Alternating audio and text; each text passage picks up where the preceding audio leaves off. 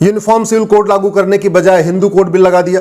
काशी मथुरा की मुक्ति का जब आह्वान किया गया, लोगों ने कहा अयोध्या काशी मथुरा मुक्त करो, तो 1991 में प्लेसेस ऑफ वर्शिप एक्ट बना दिया। बौद्ध सिख को आपस में बांटने के लिए और मुस्लिम और क्रिश्चियंस को फायदा पहुंचाने के लिए 1992 में माइनॉरिटी कमीशन एक्ट बना दिया। 1995 में जो सबसे बड़ा पाप किया वो था वक्फ एक्ट। इतना खतरनाक कानून किसी इस्लामिक कंट्री में भी नहीं कि जहां एक वक्फ बोर्ड बना हो और जहां वो उंगली रखे वो जमीन वक्फ की हो जाएगी। एक्ट जैसा कानून न हिंदू के लिए है, न जैन के लिए है, न बौद्ध के लिए है, न सिख के लिए है, न पारसी के लिए, न ईसाई के लिए, किसी के लिए नहीं। और इसी कानून का दुरुपयोग करके वक्फ बोर्ड भारत में रेलवे और डिफेंस के बाद सबसे ज्यादा प्रॉपर्टी का मालिक बन गया। इतनी पावर दे दिया है कि अगर वो सुप्रीम कोर्ट के कंपाउंड पे अपना दावा ठोक दे तो सुप्रीम कोर्ट के रजिस्ट्रार जनरल कोर्ट नहीं जा सकते, बल्कि उनको भी वक्फ बोर्ड के सामने पेश होना पड़ेगा। इस कानून को मैंने दिल्ली हाई कोर्ट में चैलेंज किया है।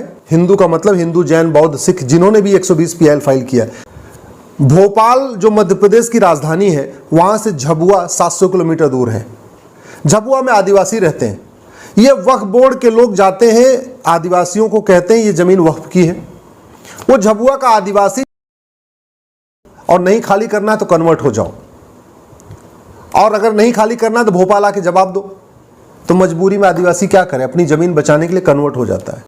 इस तरीके से कन्वर्जन का खेल चल रहा है। यह वक्फ बोर्ड एक दूसरा और काम भी करता है।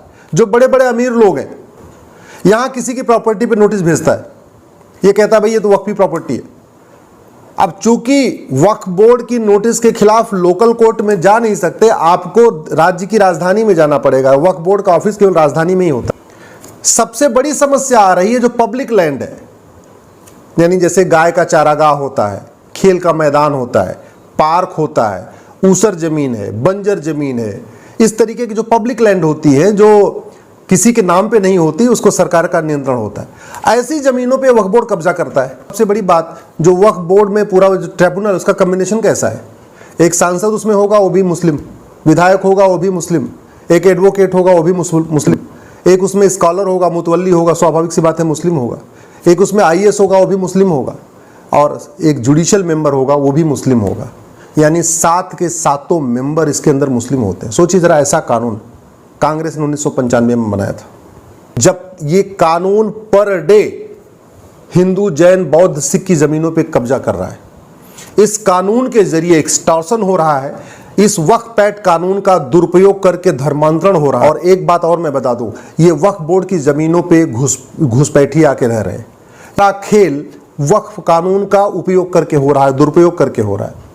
और इस कानून को बनाया गया पार्लियामेंट में। इसीलिए कहता हूं ये संसदीय महापाप है।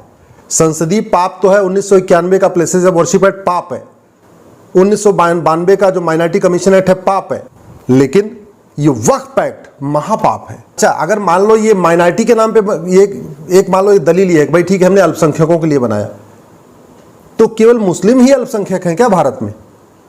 वक्फ एक्ट जैसा कानून क्रिश्चियंस के लिए नहीं है, वो भी अल्पसंख्यक है। वक्फ एक्ट जैसा कानून जैन के लिए नहीं है, वो भी अल्पसंख्यक है। बौद्धों के लिए वक्फ एक्ट जैसा कानून नहीं, आखिर बौद्ध भी तो अल्पसंख्यक है। सिख भी अल्पसंख्यक है, लेकिन उनके पास तो वक्फ एक्ट जैसा कानून नहीं है। भारत में मुस्लिम माइनॉरिटी कैसे हो सकते हैं जिनकी आबादी 25 करोड़ के आसपास हो चुकी है?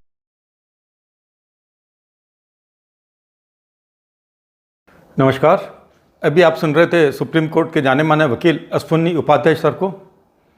बहुत कुछ बातें उन्होंने क्लियर कही है और मैं सोचता हूँ आपके समझ में भी आई होगी। फिर भी कुछ बातें और मैं अपनी ओर से बतला देता हूँ, या मैं अपने क्या विचार रखता हूँ इसके बारे में आपको जानकारी दे देता हूँ।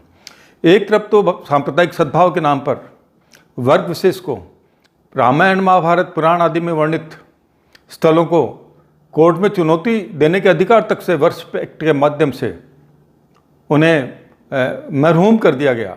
हाँ, एक अपवाद जरूर रखा गया था, राम जन्मभूमि बाबरी मस्जिद विवाद, और उसका जो हल आया उससे स्पष्ट हो गया है कि जिस पक्ष ने अपने वेद पुराण महाभारत में वर्णित स्थलों का अपना अधिकार चाहा है भारत सरकार से या सुप्रीम कोर्ट के माध्यम से, वो बिल्कुल सही थे।